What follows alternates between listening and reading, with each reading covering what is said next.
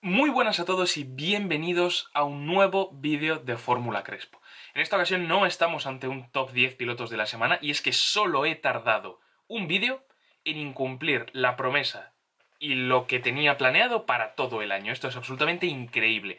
Me podéis llamar un maestro de la planificación, pero he de decir que tengo una justificación. Es que este fin de semana solo ha habido Super Fórmula japonesa, y me pareció un poco escaso el material que teníamos para hacer un top de 10 mejores pilotos. Realmente solo se me ocurrirían 5 o 6 para poner en un top de verdad. Y lo juntaremos con este fin de semana que habrá Fórmula E, habrá algún tipo de categoría inferior. Y la próxima semana sí podemos hacer un vídeo más normal sobre esto. Pero hasta entonces quería hacer un vídeo sobre un piloto muy especial. Uno de los ganadores, de hecho, de la Superfórmula japonesa en una de sus antiguas iteraciones. Y este es Pedro Martínez de la Rosa. Los que seáis muy aficionados al motorsport conoceréis a Pedro porque es uno de los pilotos más importantes de la historia del automovilismo español. Y los que no, o no tendréis ni idea de quién estoy hablando, o solo conoceréis el meme que se ha popularizado durante la última semana de La Rosa y ver a un montón de gente aficionada a la Fórmula 1 con una foto de La Rosa con un cartel de su vuelta rápida en Bahrein diciendo quién es este señor y por qué aparece en mi TL todo el rato. Bueno, pues entre otras cosas eso vengo a explicar. Y primero vamos a hablar de quién es Pedro de la Rosa. De la Rosa es un piloto nacido en Barcelona en 1971 y que empezó a destacar bastante en las categorías inferiores españolas y europeas incluso. Ganó la Fórmula Ford española, la Fórmula Renault británica, etc. Tuvo bastante éxito en las categorías inferiores, pero se le conoce mucho más por su éxito en Japón. En 1995, De la Rosa se va a Japón para ganarlo prácticamente todo. Ese mismo año gana la Fórmula 3 japonesa y queda tercero en el Gran Premio de Macao que ganó Ralf Schumacher. El año siguiente se fue a la Fórmula Nippon, lo que hoy conocemos como la Superfórmula japonesa, y no tuvo un año extremadamente bueno. Ralf Schumacher, de hecho, ganó ese mismo campeonato, pero fue al año siguiente en el que Pedro arrasó con todo el campeonato. Consiguió el 82% de los puntos disponibles en el campeonato de Fórmula Nippon de 1997, lo que es una absoluta barbaridad, y además ganó el campeonato de GTs. Bien, es verdad que no era ninguna de las parrillas más increíbles que se han visto en el automovilismo, ¿no? De hecho, De la Rosa no estuvo en ninguna de las grandes categorías inferiores de aquella época, como la Fórmula 3000, donde estaba la verdadera competición, pero tuvo una carrera junior bastante interesante, bastante importante, y es por eso que llega a la Fórmula 1 en el año 1999. Es este año cuando Arrows le confirma como piloto titular y se mantiene en la escudería durante 2 temporadas. Aquel Arrows no era nada del otro mundo, no era un coche competitivo y De la Rosa apenas consigue buenos resultados más allá de unos puntos bastante sueltos. En 2001 se va a Jaguar, una escudería que se suponía que podía en unos pocos años ser candidata a mucho, porque era la escudería de fábrica de Ford, la había comprado de Jackie Stewart un año antes, pero Jaguar tampoco fue mucho mejor. En 2001 sacó Pedro algunos resultados en los puntos sueltos, pero realmente tampoco consiguió nada interesante, y después de otros 2 años en Jaguar, acabó la temporada 2002, se fue a McLaren como piloto de pruebas. Y es en este punto en el que De la Rosa brilló más, porque a pesar de que era un piloto bastante sólido, relativamente rápido y totalmente competente para la categoría, De la Rosa se mostró como uno de los mejores pilotos probadores de probablemente la historia del automovilismo y sobre todo la Fórmula 1 en su etapa moderna. Estuvo 7 años como probador de McLaren y durante ese periodo tuvo algunas pequeñas actuaciones durante algunos grandes premios. En 2005 Montoya, al empezar la temporada, se lesionó del hombro y De la Rosa lo sustituyó en el Gran Premio de Bahrein, que de hecho es aquí donde saca su famosísima vuelta rápida que no se ha vencido a día de hoy. En 2006, cuando Montoya rompe sus relaciones con el equipo tras el Gran Premio de Estados Unidos, Es De la Rosa el que se confirma como el piloto oficial durante esas 8 carreras que quedaban de temporada. Aquí se ven los mejores resultados de La Rosa, porque mientras en 2005 en Bahrein había sacado un quinto puesto bastante decente, en 2006 consigue su primer y único podio en Fórmula 1. El Gran Premio de Hungría 2006 es uno de los más divertidos, probablemente, de la historia de la Fórmula 1, y entre todo aquel caos que nos dio, por ejemplo, la primera victoria de Jenson Button, nos dio el único podio de La Rosa en una carrera en la que estuvo peleando mano a mano contra Michael Schumacher durante muchas vueltas, y al final consiguió incluso vencerle. Esto puso a De la Rosa en un altar del que tuvo que bajarse en la próxima temporada porque McLaren fichó a Fernando Alonso y Lewis Hamilton para sus filas. Obviamente De la Rosa no iba a competir con ellos y tuvo que quedarse de probador 3 años más, hasta finales de 2009. Fue entonces cuando por primera vez en muchísimo tiempo un equipo confirmaba a Pedro como piloto titular en lo que restaría de temporada.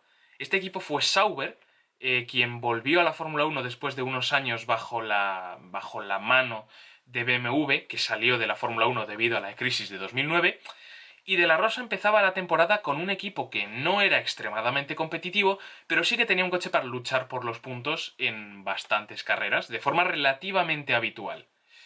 El problema es que la fiabilidad de aquel coche era absolutamente terrible. De hecho, de las 13 carreras que disputa De la Rosa, en 6 tuvo que abandonar, y muchas de ellas por problemas en el monoplaza.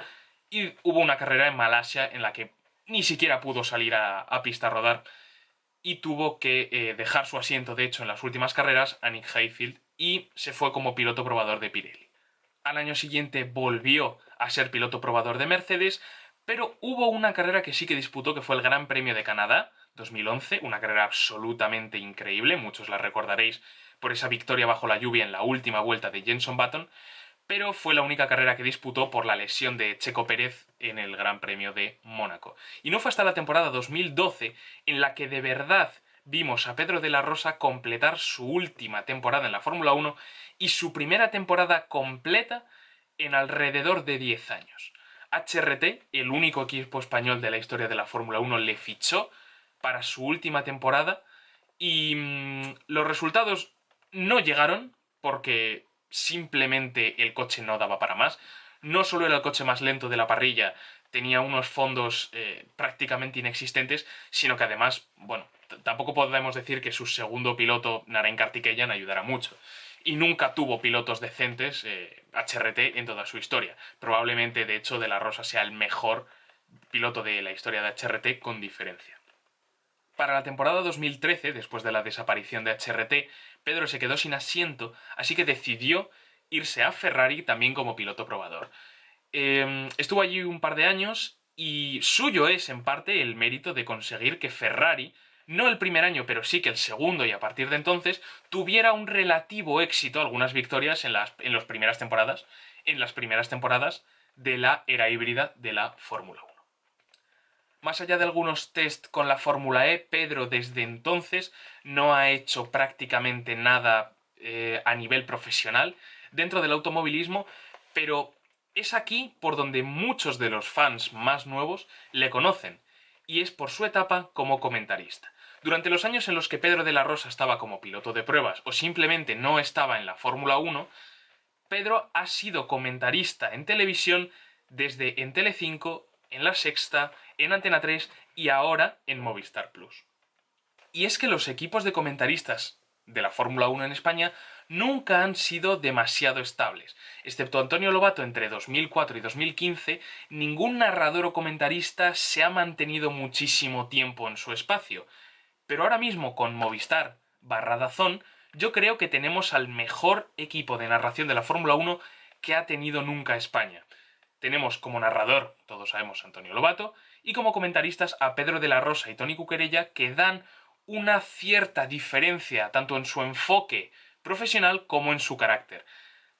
A Pedro de la Rosa todos, yo creo, los españoles le queremos mucho por su carácter, porque es un tío extremadamente afable, muy divertido y da la sensación de ser una gran persona. Y esto se puede ver por redes sociales, a pesar de que, bueno, no lo conozco personalmente, no puedo decir que esto sea así en su día a día. pero por lo menos lo que podemos ver de él en televisión y por redes sociales nos agrada cada minuto. Y es por esto que los fans de la Fórmula 1 durante la pasada semana hicieron tendencia a Pedro de la Rosa durante prácticamente todo un día. Las redes sociales se llenaron de una foto suya con el cartel de su vuelta rápida en Bahrein, que es uno de los grandes memes de la historia de la Fórmula 1 española, y el hashtag PedroMDLR y su nombre poblaban todo internet durante un par de días o tres. Y esto es una muestra del reconocimiento del cariño que le tiene España a Pedro de la Rosa. ¿Por qué? Porque probablemente sea ese segundo piloto, esa segunda espada que España nunca llegó a tener realmente en la Fórmula 1. Pedro de la Rosa tenía un nivel muy competitivo, no creo que nadie piense de forma no irónica que de la Rosa fuera a ser campeón del mundo. Pero el talento para estar en un equipo de media tabla o incluso relativamente competitivo y mantenerse ahí durante bastantes años lo tenía. Pero sus decisiones de mantenerse un poco más al margen y estar más como piloto probador, y además de no tener una gran cantidad de sponsors como otros pilotos, nos hacen ver que De la Rosa no tuvo la carrera de Fórmula 1 que de verdad pudo haber tenido. Lo más parecido fueron sus primeros años en Arrows y Jaguar, e incluso ese año suelto con Sauber, y a nosotros nos duele bastante que De la Rosa no haya tenido una oportunidad real en un equipo grande o en un equipo relativamente estable durante un par de temporadas o tres. Además, Pedro llegó a la Fórmula 1 en una época en la que apenas llegaba gente.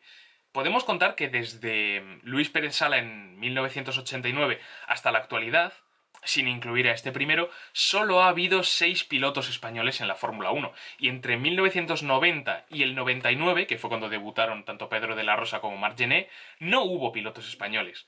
¿Esto qué significa?